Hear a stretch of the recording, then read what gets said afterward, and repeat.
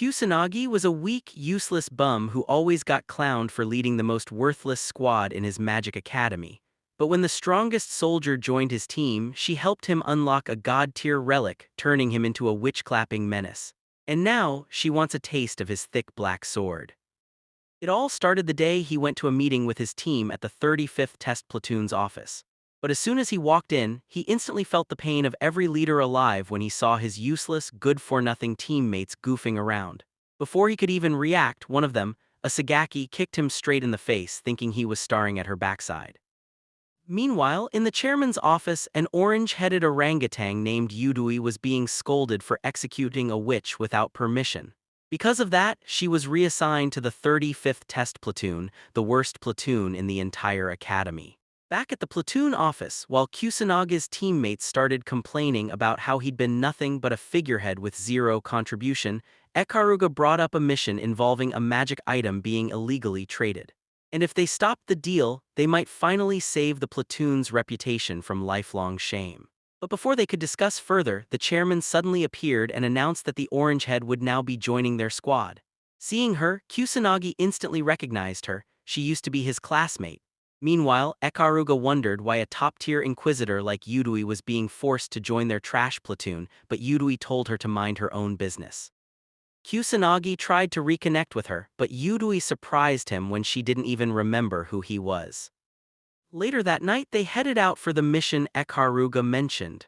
As everyone took their positions, Kusanagi laid out the plan. Once he gave the signal, he'd jump in as a decoy while a Sagaki sniped the enemies and Yudui handled the guard.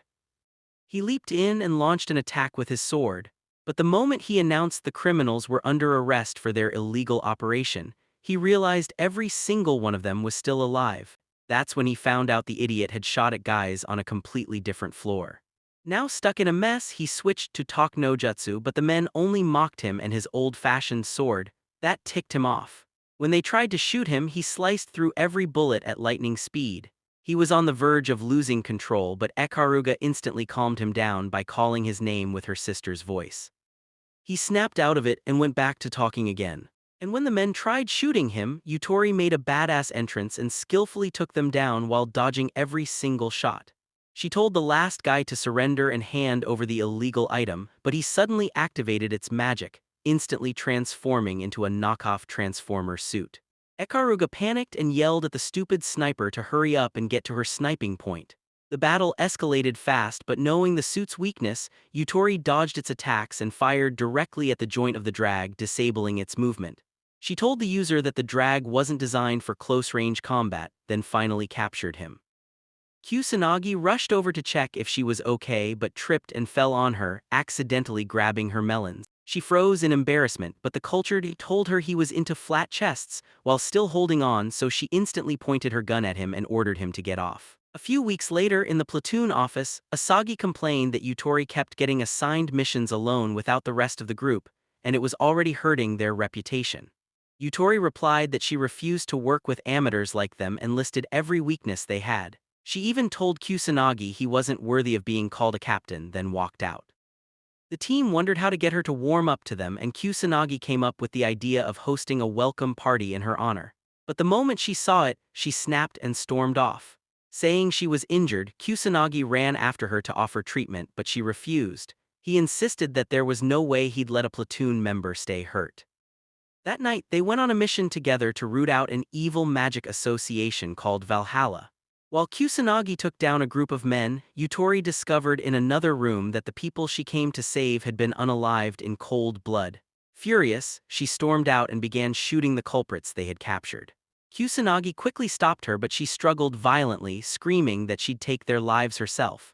He warned her that doing so would cost her Inquisitor's license and only create more victims, but she didn't care. Through her rage, she painfully revealed that a witch wiped out her entire family and stole everything from her.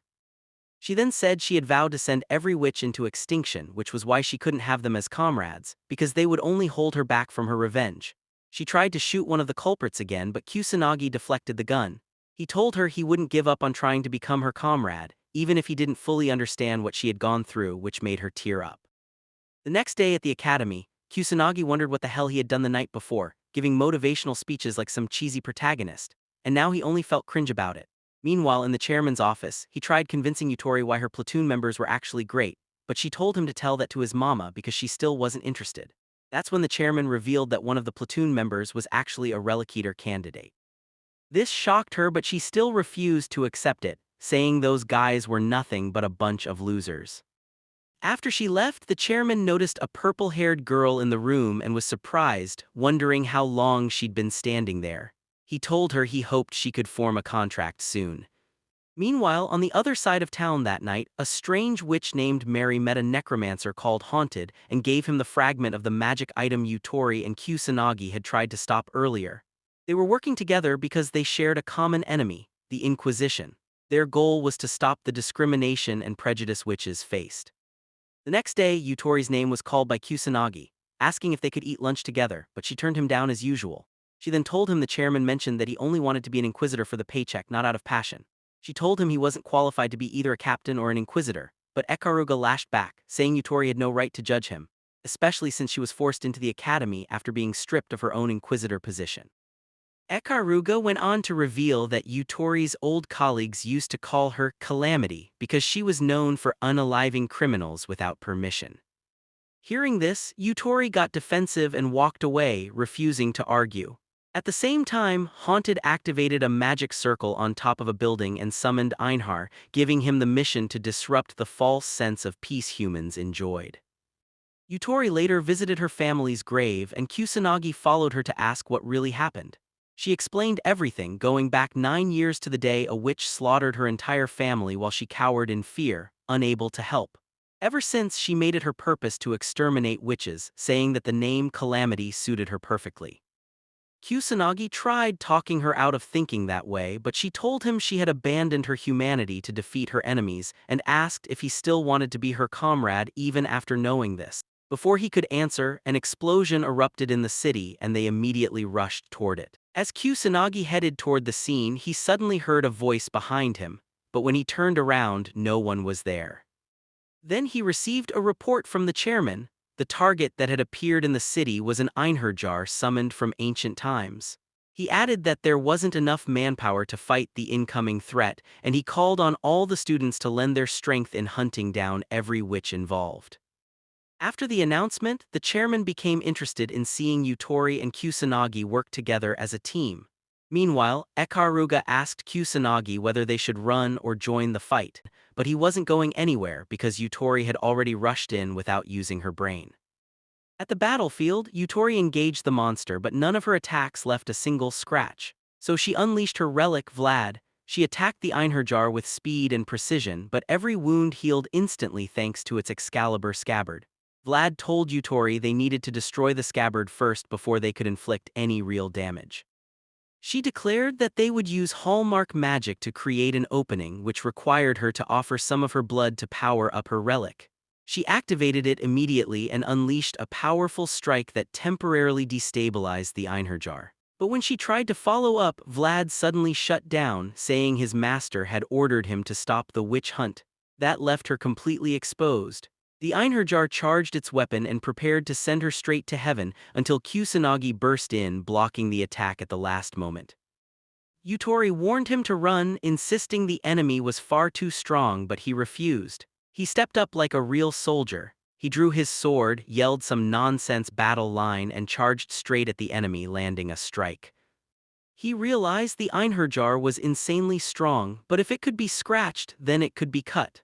Right then, he received intel from Ekaruga. The Einherjar needed to cool down after every shot it fired, and that window was his best chance to deal serious damage. He lunged again, and after exchanging several blows, he signaled Asagi to shoot. But unfortunately, the Einherjar pulled a new trick. It instantly activated a hallmark magic explosion before Kusanagi could escape. He lay on the ground severely injured, regretting that he had to die this way, still a clueless virgin with zero experience in culture.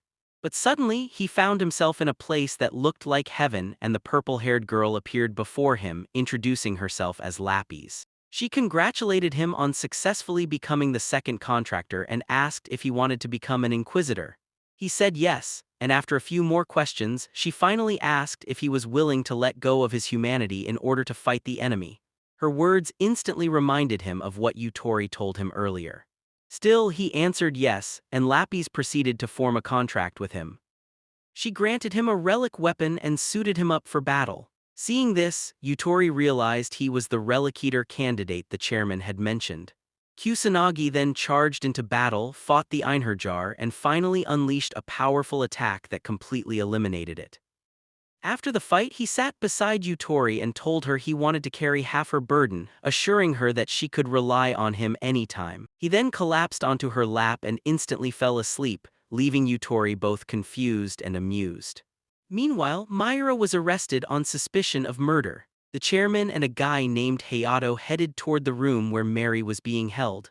On their way, the chairman asked if Hayato thought Mary's friends would show up. He replied that it was likely either to rescue her or unalive her. When they reached the cell, the chairman shockingly congratulated Mary for being enrolled into their academy. The next day, the chairman introduced the 35th platoon to Lapis, explaining that she had been looking for a host but hadn't found anyone worthy until now. Lapis stated that Kusanagi was the one for her because no ordinary swordsman could wield her.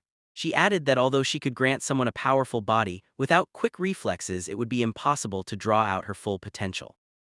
The chairman then told Kusanagi he would be responsible for Lapis so she wouldn't go causing chaos among the students. Asagi got annoyed that the chairman called them all in just to tell them this, but he explained there was more. Since they were instrumental in subjugating the Einherjar, he was giving them a special mission. He then called Mary into the room and announced that the academy was starting a system where witches would be allowed to join and become inquisitors. Hearing this, Yutori freaked out, but the chairman told them their job was to guard Mary and keep her true identity a secret. However, Yutori and Mary started their rivalry the moment they stepped out of the office. Mary didn't want anyone following her around since there was no way for her to escape anyway with the magic dampener placed on her. But Yutori refused to leave her alone because she believed witches like Mary were inherently evil, with or without magic. This instantly turned into a full-blown competition, each one trying to outdo the other. During one of their episodes, things escalated so badly that Kusanagi decided to step in as the captain, only to get punched straight in his useless face. Afterward, Mary tried making up with Kusanagi by offering him a drink. He apologized on Yutori's behalf, explaining that she had gone through a lot, which was why she acted that way, but Mary called him stupid for apologizing to a witch, an enemy. Kusanagi shocked her by replying that being a witch didn't automatically make her an enemy. She got pissed and warned him not to be surprised if she strangled him in his sleep. Kusanagi laughed and asked why she wanted to become an inquisitor. Mary replied excitedly that she wanted to show the world magic wasn't evil and that good witches existed. To prove it, she'd help bring the evil witches to justice. Kusanagi found this cute, which embarrassed her, and he told her she had just proven she was a good witch. He then stood up to leave, but as he walked away, Mary suddenly saw a flash of blood. You see, Haunted had deceived her by pretending he was also hunting evil witches. But he had brutally unalived several humans and then cast a forgetfulness spell on her so she wouldn't remember anything. When Haunted's relic asked why he didn't just eliminate her too, he replied that he wanted to torture her mentally instead. Meanwhile, back at the 35th Platoon's office, Yutori and Mary were arguing again. And while Kusanagi tried desperately to de-escalate the chaos, Asagi barged in with an announcement about the upcoming mock battle tournament, shocking everyone. Kusanagi went to check the tournament chart, and while he was looking at it, some brown-headed bozo walked up just to mock him and his small fry platoon, saying they had zero chance of winning. After school, on his way home, Kusanagi ran into Mary again and was shocked she hadn't gone home yet. She casually told him she'd be staying with him, completely stunning him. If you loved this anime story and want to know what happens next, drop a comment below and I'll make part 2 just for you. Don't forget to like the video and subscribe to the channel.